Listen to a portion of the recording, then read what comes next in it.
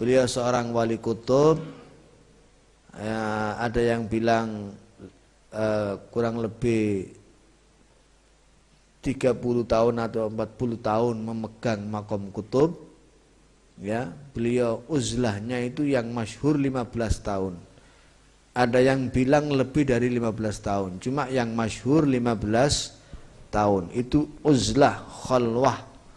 Tidak menemui manusia, tidak menemui siapapun, meneng ning kamar, cuma ke kamar mandi, sholat, ibadah, tidak keluar, itu selama 15 tahun yang masyhur.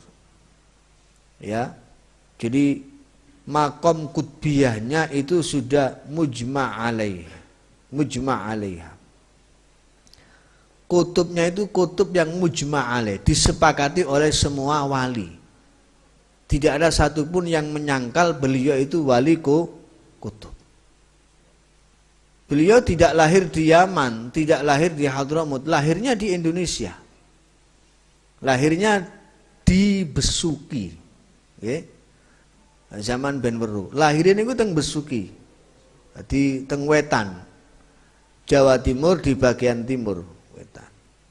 Cuma usia kurang lebih 7 tahunan sudah dikirim oleh neneknya ke Siwun, ke Hadramut. Ya, di sana yang ngaji kepada pamannya Al Habib Abdullah bin Umar As-Segaf, kemudian kepada Al Habib Abdul Qadir bin Qutban, kemudian yang paling lama itu ngajinya kepada Sahibul Maulid Al Habib Ali bin Muhammad bin Husain Al Habsyi. Pulangnya ke tanah Jawa ini, ke tanah Jawa, kembali lagi ke Indonesia niku dibarengi dengan Habib Alwi bin Segaf As-Segaf Kebon Agung. Pulangnya itu bareng. Sama-sama nyantri ke Habib Ali Al-Habsyi Siwun. Cuma waktu itu Habib Alwi bin Segaf As-Segaf sudah di atas 30 tahun usianya. Habib Abu Bakar Gresik masih belasan tahun pulang itu. Ya, masih belasan tahun. Nah, kemudian setelah itu beliau tinggal menetap, setelah pindah-pindah kemana-mana itu terakhir di Gresik. Ya. Nah, beliau yang ada di foto ini di depan kita ini itu Masya Allah banyak sekali cerita-cerita tentang karomahnya yang kita tidak bisa sampaikan di waktu yang sangat terbatas. Cuma beliau itu terakhir memang beliau berdoa kepada Allah, minta diwafatkan umurnya kira-kira sama dengan Syekh Abdul Qadir Al-Jilani radhiyallahu anhu. Maka dituruti oleh Allah Ta'ala dungani wafati persis usia 91 tahun. Itu tahun 1958 Masehi. Wafat dalam usia 91 tahun. Tahun 1958 Masehi. 16 Dzulhijjah wafatnya, 17 itu jenazahnya. Satu-satunya jenazah sing teko omah dugi dalem niku, saking dalem medal teng jaba niku dikarak dengan tolak al-badru, itu jenazahnya beliau. Karena wasiatnya beliau. Beliau wasiat, aku nek mati metune jenazahku teko omah karaan nganggo tolak al-badru. Karena Kanjeng Nabi hadir, niati tolak al-badru nggo hormat Kanjeng Nabi sallallahu alaihi wasallam. Karena beliau orang yang punya makom bisa bertemu langsung dengan Kanjeng Nabi. Makom yang sudah sampai ijtima' ma'an Nabi sallallahu alaihi wasallam yaqadhah itu maqamun yatwil maqamati kullaha. Makom yang bisa menutup semua makom. Jadi kabeh wali zamane Habib Abu Bakar Gresik niku semua di bawah komando Habib Abu Bakar Gresik. Semua wali itu di bawah komandonya beliau. Jadi beliau rajanya wali di zamannya. Kabeh tunduk. Sampai Al-Habib Husain bin Muhammad bin Tahir Al-Haddad, Habib Husain Jombang, Wali ini Allah niku nggih kali kakange Habib Alwi bin Muhammad bin Tahir Al-Haddad yang pesariannya ada di Bogor. Habib Husinnya ada di hidupnya lama di Jombang tapi pesariannya ada di Surabaya. Habib Alwi ada di Bogor. Habib Husin ini dengan Habib Alwi ini dua bersaudara. Sampai Habib Bakar dawuh maro'aitu akhwain ka'alawi wa Husain. Saya belum pernah melihat dua saudara seperti Alwi dan Husain saling menghormati. Kakangnya yang menghormati adik ini, si adik juga menghormati kakak. Sama-sama menghormati. Itu kalau sawan ke Habib Abu Bakar Gresik niku dari depan itu sudah merangkang. Mboten wani ngadeg mlakune. Jadi memang wibawanya luar biasa. Bahkan Al-Maufur lah itu saya mendengar langsung dengan telinga saya, bitalaki langsung. Al-Habib Husin bin Abdullah Segaf Gresik itu menceritakan kepada kami waktu itu dalam satu kesempatan, beliau bilang Habib Abu Bakar ini sudah makomnya berat, makomnya sendiri itu sudah tinggi, masih menjadi penitipan makomnya wali. Jadi ini ono wali wafat, kalau ada wali mau meninggal dunia itu dilihat anak cucunya ada ndak yang mampu menerima makam ini. Kalau dilihat belum ada yang pantas, belum ada yang mampu, itu dititipkan ke wali yang lain. Nanti kalau anak cucu saya sudah mampu, berikan ke anak cucu saya. Lah di zamannya Habib Abu Bakar Gresik itu nitipnya para wali itu kalau mau meninggal dititipkan ke Habib Abu Bakar Gresik.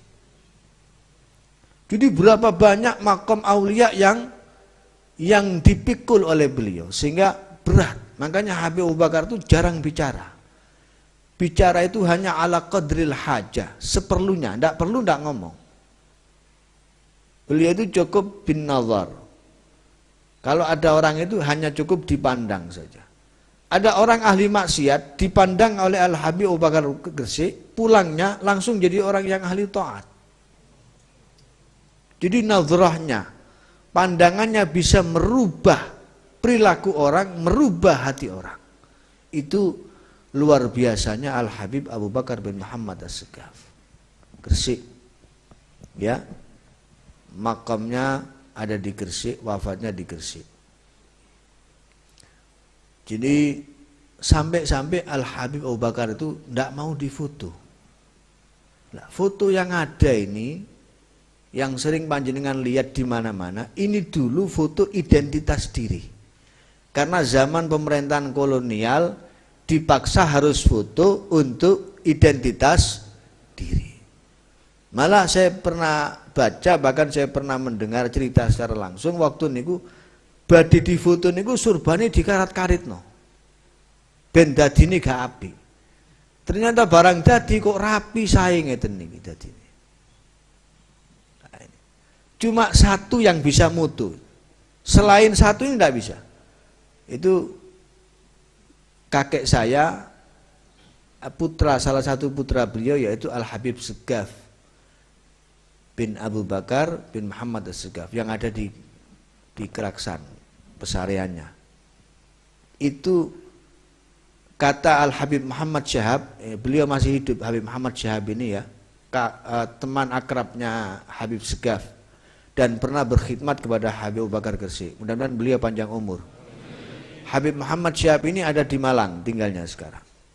Itu cerita ke saya, dulu itu Habib Abu Bakar itu difoto siapa saja tidak bisa jadi. Gak iso dadi. Angger difoto gak iso dadi.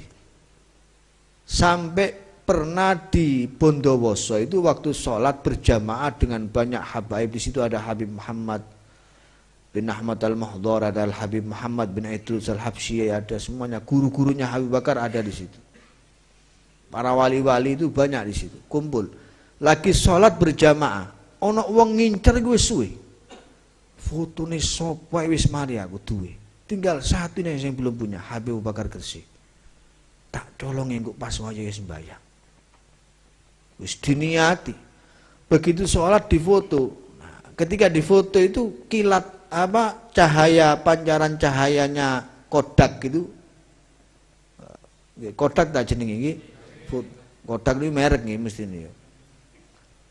Pancaran cahaya dari foto itu,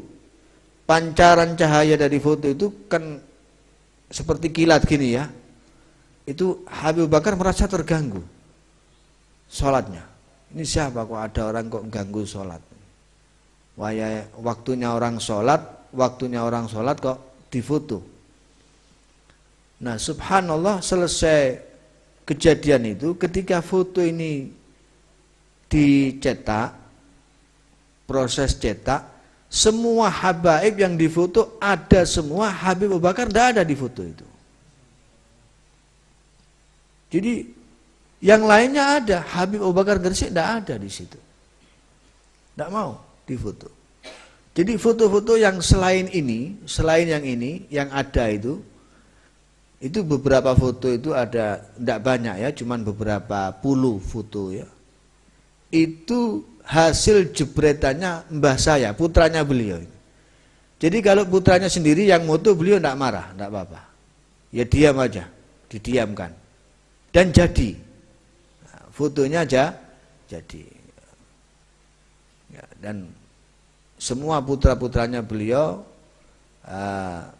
orang-orang yang Masya Allah disayangi semua oleh beliau, ya ada Habib Syekh bin Abu Bakar Gresik yang wafatnya di Sulu persis tanggal 12 Rabiul Awal wafatnya. Kemudian ada Al Habib Ali yang paling kecil, terakhir putranya itu Habib Ali.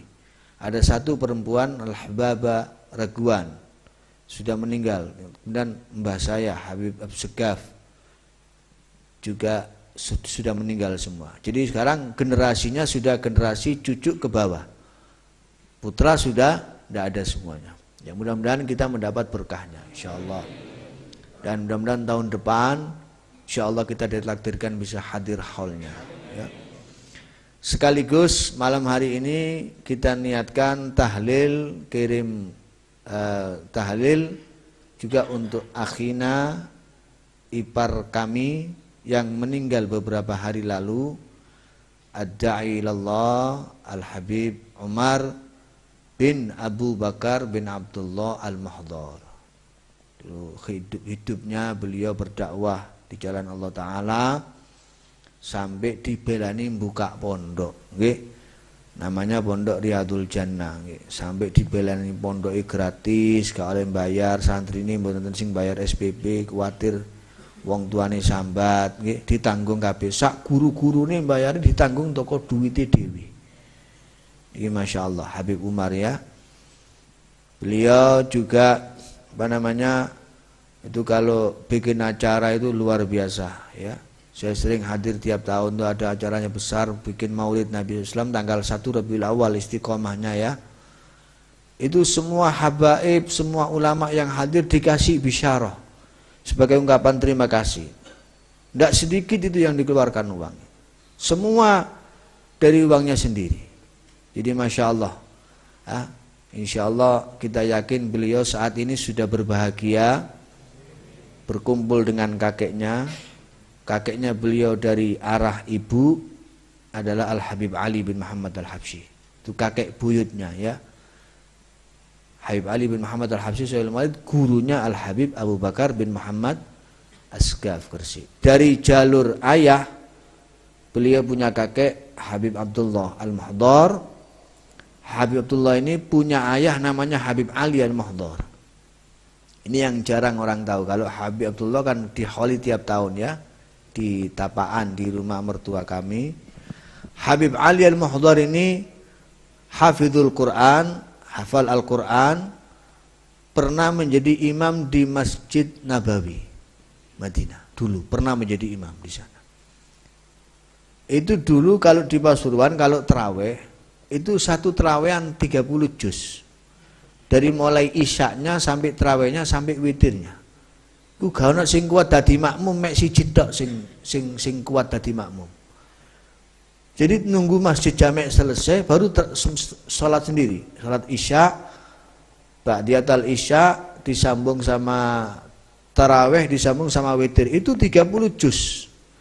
Berhentinya nanti selesai itu sudah menjelang sahur. Jadi mandek langsung sahur. Nek sak niki model kaya kula sampean dijak sembayang ngono ya kira-kira melayu kabeh. Wani ndak tarawih aku timbangan nggih. Itu ibadahnya luar biasa. Al Habib Ali Al-Muhdar ya. Ini kakeknya beliau. Insya Allah beliau saat ini sudah berkumpul dengan kakek-kakeknya. Berkumpul sama mbah-mbahnya, kumpul sama sesepuhnya, kumpul sama orang-orang soleh. Ma'alladzina an'amallahu alaihim min nabiyyina wasiddiqin wasyuhada wassalihin wa hasuna ulaika rafiqa. Dzalikal fadlu minallah wa kafa billahi alima.